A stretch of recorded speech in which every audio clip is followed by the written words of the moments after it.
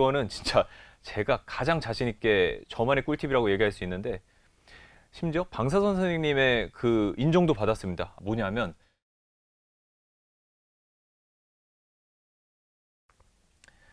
당신은 낙천주의입니까? 아니면 염세주의입니까? 벌써 방사선이 절반이나 지났네요. 이제 16일 차입니다. 이렇게 말하는 거를 보니까 저는 낙천주의인 것 같습니다. 시작이 반이라고 하잖아요. 시작이 반인데 벌써 거기다 반까지 했으니까 끝난 거 아니냐. 이런 기적의 논리법을 적용하고 싶은데, 어쨌건 절반이 지났고 이제 절반이 남아 있습니다. 방사선은 뒤로 갈수록 더 힘들어요. 그래서 앞에 15번보다 뒤에 15번이 더 힘들 거라고 각오는 하고 있었습니다. 그래도 많이 힘들더라고요. 입천장 깊숙한 곳부터 통증 느낌이랑, 침 삼킬 때 따가움이랑 쓰라림, 칼로 베는 느낌, 그리고 목젖 주위에도 하얗게 헐고, 또 목에 낀 가래를 진짜 뱉고 싶은데 너무 칼로 베는 느낌, 고통이 극심해서 뱉을 수가 없다. 어떻게 할까요? 결론은 어떻게든 삼키기 쉬운 음식들을 찾고 본인이 먹을 수 있는 거를 찾아서 최대한 먹으라는 거였어요. 그리고 약에 대한 거부감을 절대 느끼지 말고, 뭐 진통제든 아니면 뭐 마취제든 다 좋으니까 어떻게든 통증을 최소화시킨 다음에 먹을 수 있는 건 다 먹어라. 그 얘기를 가장 많이 들었습니다.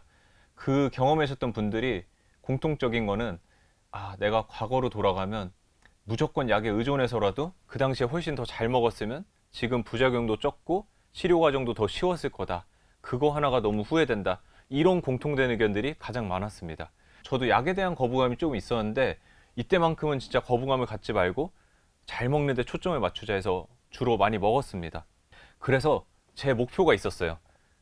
소량일지언정 하루에 아침, 점심, 저녁 세 끼는 무조건 먹자. 그리고 이게 막 통증을 유발하는 그런 음식들도 있기 때문에 자극적인 건 절대 먹지 말고 최대한 순하게 국에 말아가지고 세 끼를 항상 먹는 걸 목표로 했습니다.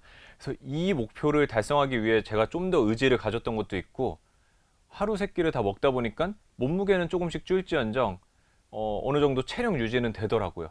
그래서 여러분들도 이런 목표를 세우고, 또 이거를 내가 할 수 있을까? 당연히 이렇게 아픈데 못하지가 아니라, 저도 했고 의외로 할 수 있다 할 수 있다 보면 진짜 할 수 있습니다. 그래서 정말 좀 같이 해냈으면 좋겠고요.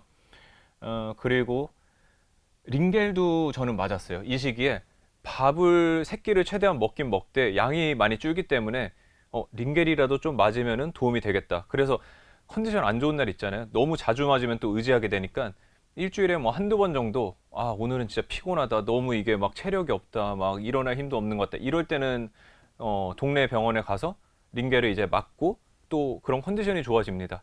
그래서 그것도 영향을 좀 많이 받았던 것 같고요. 그리고 대신 중요한 게 있어요. 링겔에 너무 의존을 하면 안 돼요. 이게 사실 편하잖아요. 물론 찌르는 건 싫지만, 이게 한번 놓고 나면은 내가 이렇게 목 통증이 너무 막 괴로워서 막 한 번 삼킬 때마다 눈물을 흘리고 막 목이 너무 통증이 강하고 이런 것들이 없다는 장점이 있어서, 어느 순간 링겔로만 해야지 하고 의지하시는 분들이 있는데, 저는 약간 반대합니다. 반대하는 이유는, 링겔에만 의존을 할 수밖에 없는 그런 상황이신 분들은 괜찮아요. 근데 내가 그 일반식을 먹을 수 있음에도 불구하고 이 통증이라든지 이 과정이 힘들어서 그거를 단순히 그냥 피하고자 하는 목적이면 저는 반대합니다. 그 이유가, 씹는 동작을 통해서 턱관절에도 강화가 되고 침샘 분비 효과도 계속 유지가 되기 때문이에요. 사람이 그 몸에 있는 신체 기능들을 계속 매일매일 꾸준히 써줘야지 유지가 되지, 치료 기간에 이렇게 안 쓰게 되면은 방사선 때문에 안 그래도 막 약해지고 뭔가 변화도 많고 이런 식의 그런 것까지 활성화를 안 시키면 회복 속도도 나중에 더 느려질 수 있고, 이 부작용도 훨씬 더 오래 갈 수 있습니다. 그래서 제가 지금 이렇게 앞에 무리 없이도 이렇게 연속적으로 얘기할 수 있는 이유도 이러한 노력들이 있었기 때문이라고 생각해요. 뭐 이런 노력들도 있었고, 또 다른 침샘에 도움이 되는 방법으로는, 이거 정말 꿀팁이에요. 이거는 진짜 제가 가장 자신 있게 저만의 꿀팁이라고 얘기할 수 있는데, 심지어 방사선 선생님의 그 인정도 받았습니다. 쓸데없는 말들은 내가 인정 안 하는데 요거는 의학적으로 봐도 인정할 만해요. 내가 다른 방사선 환자들한테도 알려줄게요. 라고 인정을 하셨던 내용입니다. 뭐냐면, 맛있는 음식을 이제 냄새를 맡는 거예요. 내가 막 구역감도 심하고 못 먹겠잖아요. 근데 그 와중에 내가 좋아하는 음식 냄새가 있을 거예요. 뭐 예를 들면 라면 냄새 같은 것도 그런 거 있잖아요. 안 먹고 싶어. 내가 되게 배부르고 뭐 난 전혀 생각 없는데 누가 끓인다 그러면은 옆에서 아 나 배불러 괜찮아 해놓고 막상 냄새 맡고 진짜 끓여서 오면은 아 한 입만 이래놓고 한 입이 아니라 막 반은 먹죠. 그런 경우 되게 많죠. 그래서 그런 것처럼 이 냄새로 또 되게 침샘이 도는 효과가 있어요. 제가 이걸 어디서 영감을 얻었냐면 강아지들, 강아지들을 보면은 이제 우리가 뭐 간식이라든지 맛있는 거를 딱 들고 있으면은 막 큰 개들은 이렇게 침샘이 폭발해가지고 침이 질질질 이렇게 흐르잖아요. 엄청 막 줄줄 흘러서 입안에 다 묻고 막 바닥에도 떨어지고 그런 걸 보면서 어, 이게 침샘을 촉진시키는구나. 그래서 저는 그런 냄새라든지 좋아하는 음식 영상을 많이 봤어요. 좀 유튜버들의 그런 뭐 맛집을 탐방하는 물론 막 엄청 대형 유튜버 막 먹방 엄청 하는 그런 거는 좀 부담스러울 수 있고 정말 맛있는 소량의 고급진 음식들을 먹거나 아니면 제가 좋아하는 음식들을 뭐 이렇게 TV에서 방영을 해줄 때 좀 본다던가 그게 정말 도움됐던 것 같습니다. 그리고 구내염 관련해서도 저도 구내염 관련해서는 그렇게 크게 고통받지 않았어요. 그 비결을 말씀드리고자 하는데 제 비결은 간단합니다. 간식을 최소화했어요. 그래서 아침, 점심, 저녁 정해진 시간에만 딱 식사를 하고 식사 후에는 바로 양치를 했습니다.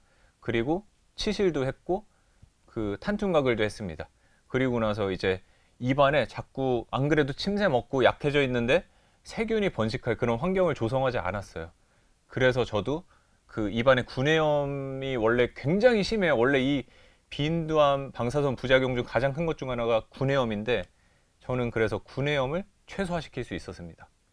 그래서 제가 간혹 구내염이 뭐 이렇게 한두 개씩 뭐 뾰루지처럼 내부에 이렇게 나는 게 있어요. 막 좀 오돌토돌 튀어나와가지고 되게 거슬리는 게 있는데 그게 되게 걱정이 되는데 그럴수록 저는 잠을 2배로 자고 이렇게 뭐 양치 같은 것도 더 열심히 하고 입안 청결, 구강 청결을 훨씬 신경 썼습니다. 그래서 도움이 많이 됐고 여러분도 생각해 보시면 쉬워요. 이게 여드름에 비유할 수 있는데 우리가 피부에 뭐 여드름이나 뾰루지 같은 게 가끔 날 때 있잖아요. 컨디션이 안 좋거나 뭐 어떤 이유에 의해서. 그래서 이런 게 뭐 2개 정도 났을 때 저는 항상 바로 피부과를 심해지기 전에 미리 가요. 이게 있으면 조짐이 보인다면 미리 가서 제거를 하면은 번지지 않습니다. 그리고 깨끗한 피부가 유지가 되죠. 근데 이거를 한 2-3개 났을 때 계속 뭐 어설프게 짜고 막 손으로 건드리다 뭐 덧나고 이러면 옆에 또 피부가 번지면서 세균이 번식하고 막 여드름이 엄청 많아지고 더 손댈 수 없게 붓고 막 그러죠. 그렇게 되면은 늦어요. 그래서 여러분도 구강염증 이런 게 좀 구내염이 있다 싶으면 초기에 진짜 집중해서 잡아야 됩니다. 잡는 방법은 말씀드렸죠. 잘 먹고 잘 자고 잠 정말 중요합니다. 푹 자고 구강 청결 꾸준히 하고 요것만으로도 효과를 보신 분들이 굉장히 많아요. 근데 이걸 안 하고 뭐 간식을 자주 먹거나 이를 수시로 안 닦고 밥 먹고 나서 한 2-3시간 놓고 그냥 낮잠을 실수로 잤는데 일어나 보니까 구강염증이 막 생기기 시작하고 이런 경우가 많습니다. 그러니까 여러분도 항상 이때만큼은 귀찮아도 이를 잘 닦고 관리해 주시면 도움이 될 것 같습니다. 자, 이렇게 4주차 벌써 16일부터 20일까지의 이야기가 끝났습니다. 다음에는 5주차죠. 21일차부터 25일차까지 이야기를 해보겠습니다. 그때 뵐게요.